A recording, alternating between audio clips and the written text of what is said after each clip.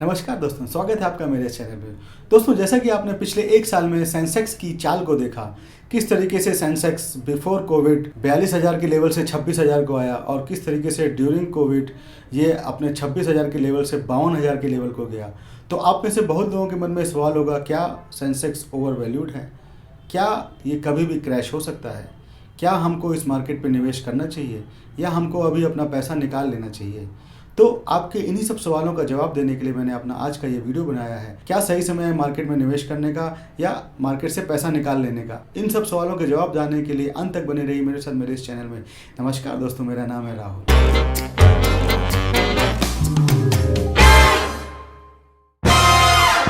तो दोस्तों, चलिए शुरू करते हैं। जैसा कि आप सभी जान रहे हैं कि ड्यूरिंग कोविड ये सेंसेक्स जो है 42,000 से 26,000 रुपये गया और निफ्टी 12,000 से 7,500 के लेवल पर गया।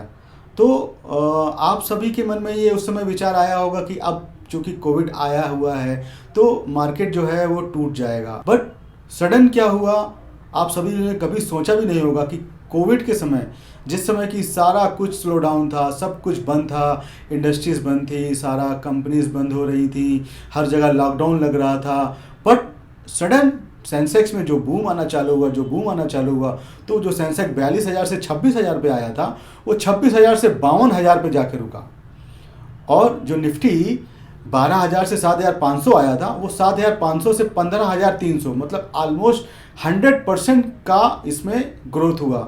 तो आप सबके मन में ये विचार आया कि ये क्या हो रहा है?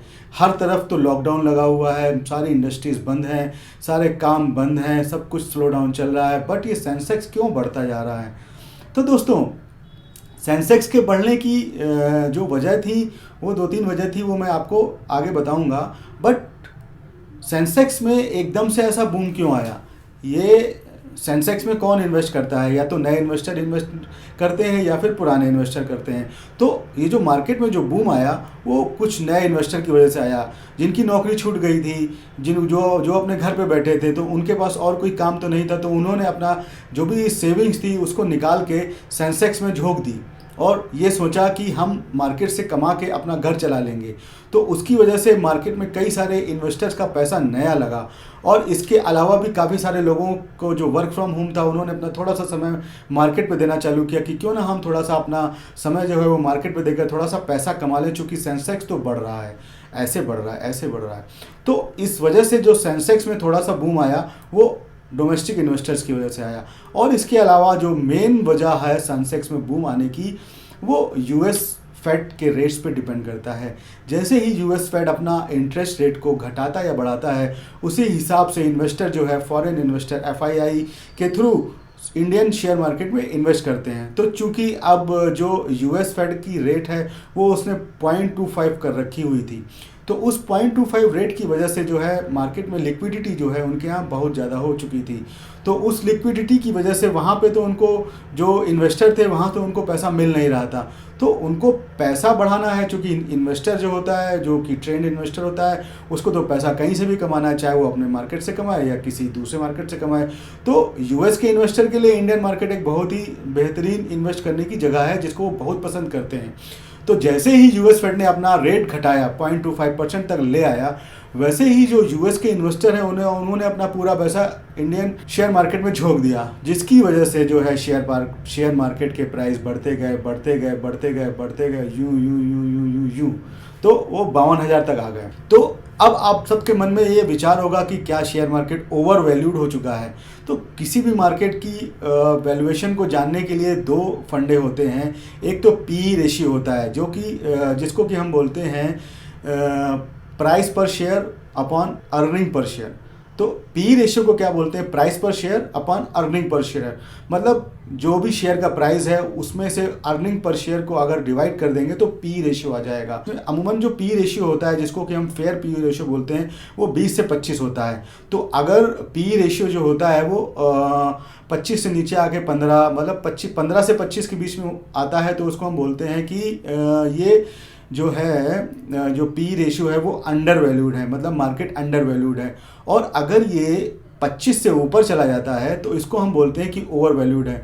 तो अब आपके मन में विचार आया होगा कि इस समय का जो मार्केट है उसका पी रेशियो कितना है। तो जरा सोचिए आज का जो मार्केट चल रहा है उसका पी रेशियो कितना है। तो करंट जो पी रेशियो चल रहा है वो 42 है, यानी कि इंसेनली हाई है, मतलब ये ओवर वैल्यूड हो चुका है। मार्केट की जो वैल्यूएशन है इसको जानने के दो तरीके होते हैं, एक तो पी रेशियो होता है और दूसरा market cap to GDP ratio होता है, जिसको कि वॉरेन बफेट इंडिकेटर भी बोलते हैं। तो इन दो तरीकों से हम मार्केट की वैल्यूएशन को जानते हैं कि ये ओवर वैल्यूड है, अंडर वैल्यूड है या फेयर वैल्यू पे है। तो इन्हीं दो तरीकों से मैं आज आपको पी रेशियो और market cap to GDP ratio दोनों से आपको बताऊंगा कि इंडियन शेयर मार्केट जो है वो ओवर वैल्यूड है, अंडर वैल्यूड है या फेयर वैल्यूड है।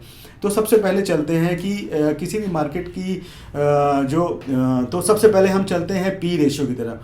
पी रेशियो का फार्मूला जैसे कि मैंने आपको बताया, प्राइस पर शेयर अपन अर्निंग पर शेयर। तो इसमें जो न्यूमरेटर है वो प्राइस पर शेयर है और डिनोमिनेटर जो है वो अर्निंग पर शेयर है। तो जैसे जैसे प्राइस पर शेयर बढ़ता जाएगा पी रेशियो भी बढ़ता जाएगा। तो अभी आजकल की सिचुएशन में क्या है कि फॉरेन इन्वेस्टर एफआईआई के थ्रू पैसा आ रहा है, तो वो पैसा बढ़ा रहे हैं, पैसा डालते जा रहे हैं, तो कंपनी का शेयर बढ़ता जा रहा है। वो उसके किसी भी तरीके के फंडामेंटल वैल्यू या फिर उसके जो कंपनी की ग्रोथ स्ट्रेटजी है या कंपनी के रिजल्ट है उस पर किसी पे भी डिपेंड नहीं कर रहा, बस उसका प्राइस बढ़ता जा रहा है, फॉरेन इन्वेस्टर उसके प्राइस को बढ़ाते जा रहे हैं। तो अगर न्यूमरेटर बढ़ रहा है तो पी रेशियो भी बढ़ेगा, ठीक है। तो न्यूमरेटर बढ़ने का कारण तो मैंने आपको बता दिया कि जो यूएस के इन्वेस्टर हैं वो अपना पैसा इसमें झोंक रहे हैं, और इसके अलावा जो डोमेस्टिक इन्वेस्टर मैंने आपको बताया कुछ जो जिनका काफ़ी थोड़ा योगदान है, बट योगदान तो है ही, वो भी अपना पैसा जो है जिन्होंने सेविंग की हुई है वो सारा जो है मार्केट में डाल रहे हैं। चूँकि और कुछ उनके पास इन्वेस्टमेंट का ऑप्शन तो है नहीं, चूँकि रियल इस्टेट में वो पैसा लगा नहीं सकते और गोल्ड का भी थोड़ा सा अभी हिसाब किताब सही चल नहीं रहा है। तो उनके पास एक ही ऑप्शन बचता है, या तो वो म्यूचुअल फंड में लगाएं और या वो शेयर मार्केट में लगाएं। तो म्यूचुअल फंड में तो ग्रोथ होती है थोड़ा टाइम के बाद, बट लोगों को लगता है कि शेयर मार्केट में जो है उनका पैसा लगाते ही डबल हो जाएगा। ये उनकी सोच की वजह से उन्होंने अपना पैसा इसमें भी लगाया। तो अब जो पी रेशियो का जो न्यूमरेटर था वो बढ़ा यूएस इन्वेस्टर और डोमेस्टिक इन्वेस्टर की एग्रेसिव परचेजिंग की वजह से। तो ये तो हो गया, न्यूमरेटर बढ़ रहा है तो पी रेशियो भी बढ़ेगा। अब दूसरा ऑप्शन क्या है, डिनोमिनेटर क्या है, अर्निंग पर शेयर। मीन्स जैसा कि आप देख रहे हैं कि कंपनियां तो काम कर नहीं रही हैं, उनका जो है प्रोडक्शन जो है बिल्कुल आधा है, या तो कुछ का बंद है या तो कुछ का 25% है। तो कंपनी कमा के कहाँ से देगी, कंपनी की कमाई बहुत कम हो चुकी है। तो कंपनियों का जो शेयर अर्निंग पर शेयर है वो कम होती जा रही है। तो चूंकि डिनोमिनेटर अगर कम होगा तो पी रेशियो अपने आप बढ़ जाएगा। तो पी रेशियो बढ़ने के दोनों कारण मैंने आपको बता दिए कि न्यूमरेटर भी बढ़ रहा है और डिनोमिनेटर घट रहा है। तो अगर डिनोमिनेटर घट रहा है तो पी रेशियो बढ़ेगा, और न्यूमरेटर भी बढ़ रहा है, डिनोमिनेटर घट रहा है। इस वजह से जो पी रेशियो है वो इंसेनली हाई हो चुका है, यानी कि 42 पर पहुंच चुका है, जो कि ओवर वैल्यूड है।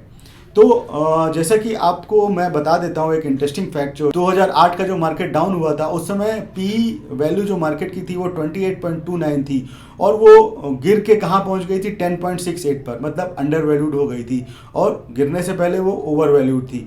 तो अगर मार्केट ओवर वैल्यूड है तो एक समय पे तो गिरना ही है उसको। तो अब चलिए दूसरे तरीके की तरफ चलते हैं। दूसरा तरीका क्या है, market cap to GDP ratio, जिसको कि वॉरेन बफेट इंडिकेटर भी कहते हैं। Market cap to GDP ratio निकालने का तरीका क्या होता है, इसमें क्या होता है कि suggest valuation of stock market as compare to GDP of the country, जो कि 100% रहती है इंडिया की, बट यूएस की ये इंसेनली इस समय हाई चल रही है 200%। Market cap to GDP ratio है, ये भी इंसेनली हाई चल रहा है। तो इन दोनों तरीकों से जो है आपका मार्केट जो है वो ओवर वैल्यूड है। तो अब तो ये बात हो गई मार्केट ओवर वैल्यूड है।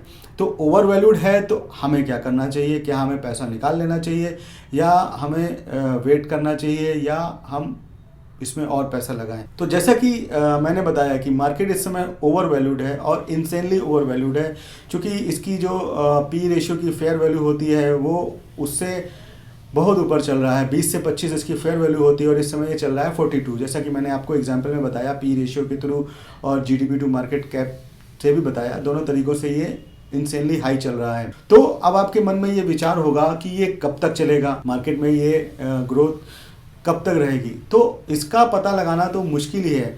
ये मार्केट में सडनली क्रैश कब आएगा? मार्केट में सडनली क्रैश तभी आएगा जब यूएस फेड अपना इंटरेस्ट रेट को बढ़ाएगा, और वो कब बढ़ाएगा वो हमें भी नहीं पता है, वो आपको भी नहीं पता है। वो आज बढ़ा सकता है, एक हफ्ते बढ़ा सकता है, एक महीने में बढ़ा सकता है, या एक साल भी लग सकते हैं। तो जैसे ही यूएस की जो इंटरेस्ट रेट्स हैं वो बढ़ने चालू होंगे, मतलब जैसे अभी 0.25 चल रहे हैं, अगर ये 1% तक भी जाते हैं या फिर थोड़ा और उसमें इंक्रीज होता है, तो जैसे ही वहाँ की मार्केट में इंक्रीज़ होगा तो वहाँ पे यहाँ से लोग पैसा निकाल के, इस मार्केट से पैसा निकाल के वो अपने अपने मार्केट में इन्वेस्ट करना चालू कर देंगे। तो उस दिन जो है शेयर मार्केट अपना क्रैश होना चालू होगा, मतलब नीचे जाना चालू होगा। वो कितना नीचे जाएगा वो उस मार्केट की यील्ड पे डिपेंड करता है कि यूएस मार्केट की यील्ड कितनी होगी, ओवर वैल्यूड है। तो when due to high liquidity US Fed increase interest rate, then US investor pull the money and correction will comes in Indian market। तो ये तो तय है कि करेक्शन तो आएगा ही आएगा, बट वो कब आएगा उसका पता लगाना मुश्किल है। तो अब आपके मन में विचार होगा कि शुड आई इन्वेस्ट और एग्जिट। तो इसके लिए मैं आपको एक गोल्डन रूल बताऊंगा। गोल्डन रूल क्या है कि उसको मैं आपको बताऊंगा। तो बेंजामिन ग्राहम की जो एक बुक है द इंटेलिजेंट इन्वेस्टर, और बेंजामिन ग्राहम कौन है? ये तो वॉरेन बफेट के गुरु हैं। तो बेंजामिन ग्राहम की जो बुक है द इंटेलिजेंट इन्वेस्टर, उसमें उन्होंने अपना एक गोल्डन रूल ऑफ इन्वेस्टिंग बताया है। वो गोल्डन रूल ऑफ इन्वेस्टिंग क्या है कि जब मार्केट ओवर वैल्यूड होता है तो आपको इक्विटी से पैसा निकाल के डेप्थ की तरफ थोड़ा सा उसका इन्वेस्टिंग बढ़ा देनी चाहिए, और जब मार्केट अंडर वैल्यूड होता है तब आपका इक्विटी में पोर्शन बढ़ाना चाहिए, डेप्थ में पोर्शन घटाना चाहिए। तो इस समय जैसा कि आप देख रहे हैं कि मार्केट ओवर वैल्यूड है, तो आपको अपना इक्विटी का पोर्शन थोड़ा थोड़ा कम कर देना चाहिए, बिल्कुल कम नहीं करना चाहिए, थोड़ा थोड़ा मार्केट अपना इक्विटी का शेयर कम करके डेप्थ में बढ़ाना चाहिए, और जब फिर मार्केट में करेक्शन हो तो फिर आपको इक्विटी में अपना पोर्शन फिर से बढ़ा देना चाहिए। इस तरीके से आप अपने पोर्टफोलियो को मैनेज कर सकते हैं और अपने आप को अपने आप को जो लॉसेस हैं उनको होने से भी बचा सकते हैं। तो ये था गोल्डन रूल ऑफ इन्वेस्टिंग। तो जो मैंने आपको बताया कि जब मार्केट ओवर वैल्यूड हो तब आपको इक्विटी का शेयर कम करके डेप्थ में बढ़ाना चाहिए, जब मार्केट अंडर वैल्यूड हो तो आपको इक्विटी का शेयर बढ़ाना चाहिए और डेप्थ का शेयर घटाना चाहिए। तो इस तरीके से मैंने अपने आज की इस वीडियो में आपको बताया कि जो इंडियन शेयर मार्केट है वो ओवर वैल्यूड हो चुका है, और कब ये टैंक होगा इसके बारे में पता लगाना मुश्किल है। तो आपके लिए बेहतर यही होगा कि आप अपना इक्विटी का पोर्शन धीरे धीरे थोड़ा सा कम करके डेप्थ की तरफ स्विच करना चालू कर दें, जिससे कि जब एकदम से सडन स्लो डाउन आएगा या सडन टैंक आएगा निफ्टी में, सेंसेक्स में, तो आपको उसमें जो लॉसेस हो वो थोड़े से कम हो। दोस्तों आशा करता हूँ आपको मेरा आज का ये वीडियो पसंद आया होगा। तो अगर आपको आज का मेरा ये वीडियो पसंद आया तो प्लीज़ इसे लाइक करें, शेयर करें, सब्सक्राइब करें, और जी हाँ, बेल आइकन को प्रेस करना ना भूलें, जिससे आपको मेरे वीडियो समय पर मिलते रहें। धन्यवाद दोस्तों।